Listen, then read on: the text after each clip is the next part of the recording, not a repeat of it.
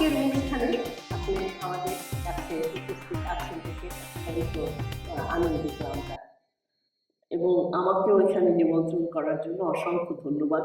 বিশেষ করে স্মাইল বাংলাদেশ, যেটা আমার হৃদয়ের খুব কাছাকাছি এবং আমার প্যাশনও বটে, সেটি সম্পর্কে বলার জন্য অনুরোধ করেছে, সেজন্য অসংখ্য ধন্যবাদ। প্রথমেই আমরা আপনার সম্পর্কে কিছু জানতে চাই। আমার সম্পর্কে, আমি একসময় বাংলাদেশে, আমি খুব বেশি দিন হয়নি ইউএসএ দেশটি, আমি বাংলাদেশে বিভিন্ন নন প্রফিট এনজিওর সঙ্গে কাজ করতাম এবং তার মধ্যে একটি যেটা উল্লেখযোগ্য ছিল সেটা হচ্ছে 3টে হাসপাতাল, তার মধ্যে একটি ছিল ভাসমান হাসপাতাল, সেগুলো পরিচালনার কাজ করতাম আমি। আমার লেখাপড়া অনেকদিন আগে ঢাকা বিশ্ববিদ্যালয়ে, তারপর পরবর্তীতে এখানেও আমি একটা ইউনাইটেড নেশনস অ্যান্ড গ্লোবাল পলিসির উপরে মাস্টার্স করেছি। আমি আমার চাকরি করি আমি রাটগার্স ইউনিভার্সিটিতে, ওটা আমার কাজের জায়গা, আর স্মাইল বাংলাদেশ হচ্ছে আমার প্যাশনের জায়গা। আচ্ছা, তো আপনি স্মাইল বাংলাদেশের সঙ্গে সংযুক্ত হলেন কবে এবং কিসে উদ্বুদ্ধ হয়ে? আমি যে কথাটা বললাম যে 3টে হাসপাতালের সঙ্গে যুক্ত ছিলাম ওটা পরিচালনার জন্য, এই হাসপাতালগুলোতে যে সার্জারিগুলো হতো, প্রায় 3 থেকে 3,500 সার্জারি হতো বছরে এই 3টে হাসপাতালের মধ্যে, তার সবগুলোই ভলেন্টিয়ার সার্জনরা করতেন। এবং তখন আমার পরিচয় হয় শাহেদ আজিজ, যে স্মাইল বাংলাদেশের প্রেসিডেন্ট, তার সঙ্গে সে একটি দল নিয়ে এসেছিল বাংলাদেশে তালু এবং ঠোঁট কাটা রুগীদের সার্জারি করার জন্য। তো তখন আমি ছিলাম হোস্ট, ওরা ছিল আমাদের গেস্ট সার্জন। তো এইভাবে 3 বছর ওরা আমাদের বিভিন্ন প্রকল্পে আসে। তারপরে যখন আমি ইউএসএতে মুভ করলাম, তখন আমরা ভাবলাম যে আমরা একটা সংগঠন তৈরি করি, এটা আমাদের একটা এনজিও এখানকে রেজিস্টার, ইউএসএতে রেজিস্টার 501(c). তো সেটা করে, যাতে করে আমার ইচ্ছে ছিল যে কোনো না কোনোভাবে বাংলাদেশের সঙ্গে যুক্ততাটা তো থাকুক এবং কিছুটা কোথাও গিয়ে কিছু কাজ আমি করতে পারি। আর আমার যে দলটা, তাদের জন্য এটা একটা সুবিধে যে আমি বাংলাদেশের বিষয়ে জানি, যোগাযোগগুলো করতে পারি, আমার যে নিজস্ব নেটওয়ার্ক সেগুলোকে ব্যবহার করতে পারি। তো এইভাবেই পুরো জিনিসটা কাজ করেছে এবং আমরা এই যাবৎ 30টা প্রজেক্ট আমরা করেছি বাংলাদেশে। আচ্ছা, খুবই ভালো উদ্যোগ আপনার। আপনি প্রথম আপনি যে ঠোঁট কাটার এটা কিভাবে আপনাদের মধ্যে আসলো যে এটা আমাদের করলে ভালো হবে? মানে কোনো ঘটনা আছে? সেরকম কোনো ঘটনা ওইভাবে বলতে পারবো না, তবে আমি যে 3টে হাসপাতালের কথা বললাম, ওই 3টে হাসপাতালের যে থ্রাস্টটা, যে কাজটা ছিল, সেটা হচ্ছে প্রতিবন্ধিতা প্রতিকার। তো সেখানে চোখের সার্জারি হতো, ক্লাব ফুটের সার্জারি হতো, অর্থোপেডিক সার্জারি হতো, নাক কান গলার সার্জারি হতো এবং ক্লেফটের সার্জারি হতো। তো বিভিন্ন রকমের প্রতিবন্ধিতা প্রতিকারের সার্জারি হতো। তো সেটার একটা অংশ ছিল এই ঠোঁট এবং তালু কাটা। আর ঠোঁট এবং তালু কাটাটা তো এমন রোগ নয় যে, মানে এমন বিষয় নয় যে এটাতে মানুষ মারা যাচ্ছে। ফলে হয় কি, ওই মাকে দোষ দিয়ে চিকিৎসাগুলো আর হয় না, খুব কম মানুষ চিকিৎসা পায়, কারণ যারা দরিদ্র মানুষ, যারা দূরে থাকে, তারা অনেকে জানেও না যে এটা চিকিৎসা আছে। তো আমার কাছে মনে হচ্ছে এটা একটা জায়গা যেখানে আমরা কাজ করতে পারি। কত বছর হলো আপনাদের? স্মাইল বাংলাদেশ হিসেবে প্রতিষ্ঠা হচ্ছে 2010। তো এবং এই যাবৎ আমরা 30 বার, আর আমি যেটাকে প্রজেক্ট বলছি সেটা যদি আমি একটু এক্সপ্লেন করতে পারি, সেটা হচ্ছে যে আমরা এখান থেকে ধরুন 18 থেকে 20 জনের একটা দল, তার মধ্যে সার্জন আছেন, অ্যানেস্থেটিস্ট আছেন, নার্স আছেন, আমরা বাংলাদেশে যাই এবং সমন্বয়ের কাজটা আমি করি। অর্থাৎ মানে কোথায় যাব আমরা, ওই আগে থেকে হাসপাতাল জোগাড় করা, হাসপাতালের রুগী তারা জোগাড় করে রাখবে, আমরা যাওয়ার সাথে সাথে ফাইনাল সিলেকশন করে 4 দিনে আমরা 50 থেকে 60টা সার্জারি করি। 4 দিনে, হ্যাঁ। তো যেটা হয় যে একই সঙ্গে 3টে সার্জারি, 3টে সেট কাজ করতে থাকে, ওইটাকে ম্যানেজ করতে হয়। তো ওটা করে আমরা, এবং আমরা কতগুলো নিয়মও পালন করি যে আমরা যেখানে যাচ্ছি সেখানে সেফটিটা ইনশিওর করা, তারপরে যেখানে যাচ্ছি যদি কোনো রকম সমস্যা হয় ওখান থেকে বড় হাসপাতালে আনার ব্যবস্থা, এই সবগুলো মাথায় রেখে আমরা কাজগুলো করি। এ যাবৎ আমরা 2000-এর উপর সার্জারি করেছি, অর্থাৎ 2000 মানুষের জীবন পরিবর্তন হয়েছে। এটা কি ছোট বাচ্চা থেকে বড় অ্যাডাল্ট পর্যন্ত? আমরা ছোট থেকে অ্যাডাল্ট পর্যন্ত করি। দুঃখের বিষয় হচ্ছে, যেহেতু অন্যান্য যে কোনো উন্নত দেশে ধরুন এটা বাচ্চা অবস্থায় সার্জারিটা হয়ে যায়, কিন্তু আমাদের প্রত্যন্ত অঞ্চলে তো আর অত সার্জারি তো নেই।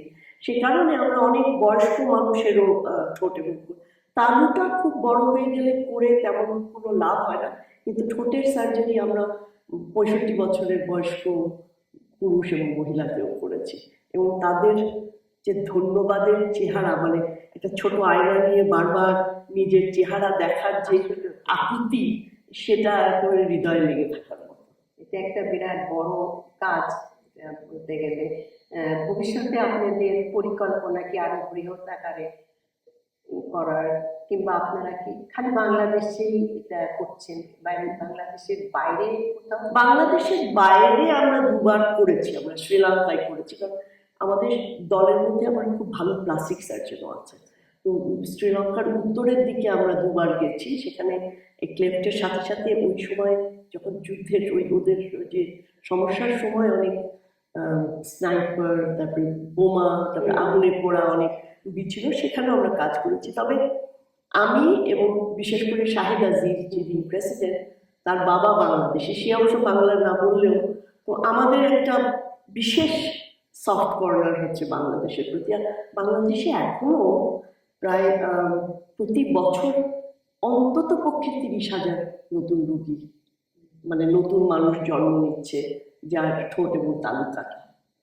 তো ব্যাকলগও অনেক বেশি। তো বাংলাদেশে কাজ করার জায়গা অনেক আছে, আমরা করতে পারবো। আর আপনি যে ভবিষ্যতের কথা বলছেন, আমাদের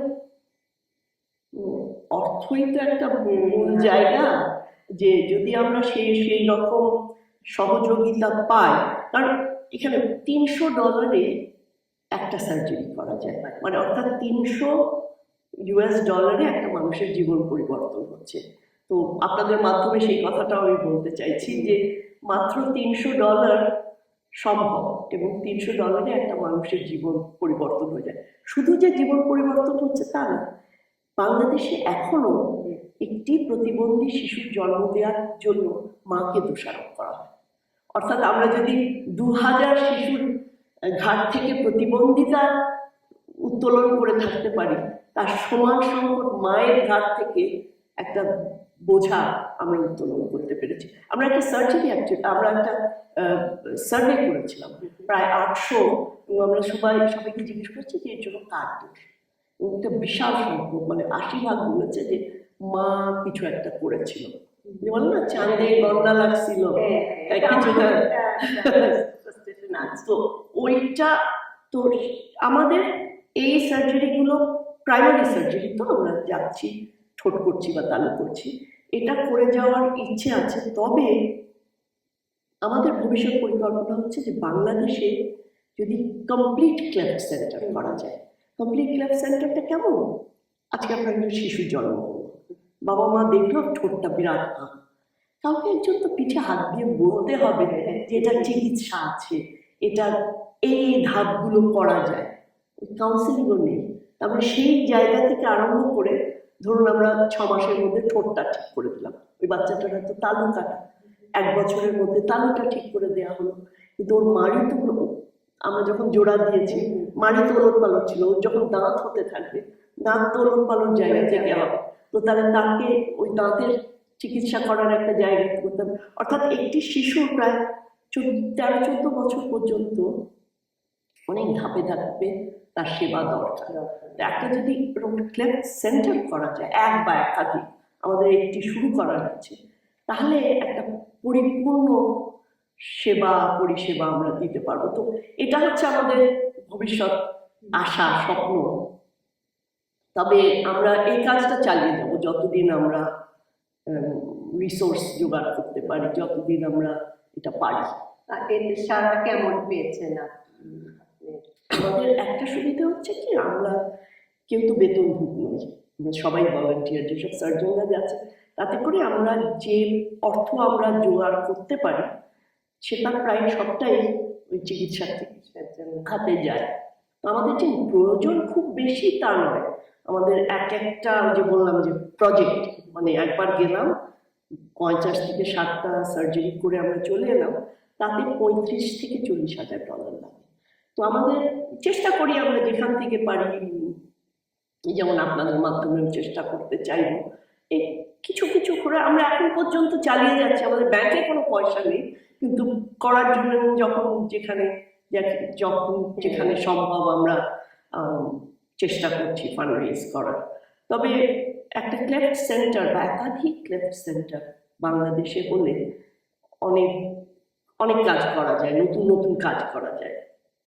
যেমন চোয়ালের কতগুলো সার্জারি আছে, সেগুলো আমাদের যেহেতু আমাদের সার্জন এই ব্যাপারে পারদর্শী শাহেদ আজিজ, আমরা নতুন সার্জনদের ট্রেনিংয়েরও ব্যবস্থা করি, যে ওরা রোগী জোগাড় করে রাখেন, আমরা এখান থেকে গিয়ে দুপক্ষ মিলে সার্জারিগুলো করে। সেটাও করার চেষ্টা করছি যে আমাদের সার্ভিস তার সাথে সাথে যদি শিক্ষা কিছুটা করা যায়। তো যদি সহযোগিতা পাই আমরা আরো অনেক ধরনের সেবা করার ইচ্ছে আছে। তবে আপাতত আমরা বছরে 2 বার করে যাই বাংলাদেশে, এবং প্রতিবার 50 থেকে 60টা সার্জারি আমরা করি, এবং এই যাবৎ প্রায় 30 বার গেছি। এটুকুই আমাদের। আপনারা কেমন করে এটা খোঁজেন যে কাদের লাগবে? ধরেন বিভিন্ন জায়গায় তো আপনারা যান, এটা কি লিস্টটা কারা? সেটা হচ্ছে বন্ধু সংগঠন। তার মানে আমার একটা দায়িত্বের মধ্যে হচ্ছে যে ওই ধরনের বন্ধু সংগঠন, যার একটা অপারেটিং থিয়েটার আছে, যিনি আমাদের তার কাজের এলাকা থেকে 70-80 জন রুগী জোগাড় করে দিতে পারবেন, হ্যাঁ, এবং তার ইনফ্রাস্ট্রাকচার আছে। কারণ সার্জারির কোয়ালিটিতে আমরা কোনো মানে এখানকার কোয়ালিটি যেমন সেরকম রাখার চেষ্টা করি।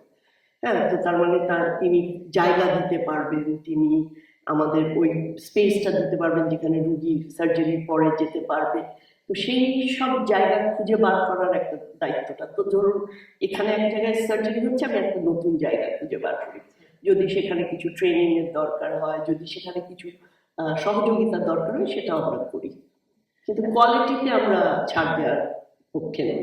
আফটার সার্জারি, এই সার্জারি হওয়ার পরে যে প্রিকশনগুলো, সেগুলো কি আপনারা কতদিন পর্যন্ত এটা আপনারা করেন? ঠোঁটের সার্জারির পরে 2 দিন পরে রুগী ছেড়ে দেওয়া যায়, এবং আমরা ওটাও আরেকটা জিনিস, আমরা এমন জায়গায় যাই যেখানে নিজস্ব ডাক্তার আছে। সেটাই, হ্যাঁ, তো মানে লোকাল কেউ আছেন যিনি ওই রুগীগুলোর পোস্ট অপারেটিভ কেয়ারটাও নিতে পারবেন, এবং প্রত্যেকের ছবি তুলে তুলে আমাদের পাঠাতে পারবেন। তো মানে প্ল্যানিং এ অনেকখানি কাজ করতে হয়, প্ল্যান করে। আর এখান থেকে যে ডক্টর আর সবাই যাচ্ছে, এটাও তো একটা বিরাট একটা হেল্প বলবো। এবং কি বলবো, এটা যে ওনারাও যে যাচ্ছেন, ওনারা নিজের খরচে যান, খরচ, এবং এক একজন আমাদের দলে যে কোর দল, তার সেখানে আছে এক একজন হয়তো 20 বার গেছে। তো প্রায় তারা বলে যে বাংলাদেশ ওদের দেশ হয়ে গেছে। বিরাট। আমাদের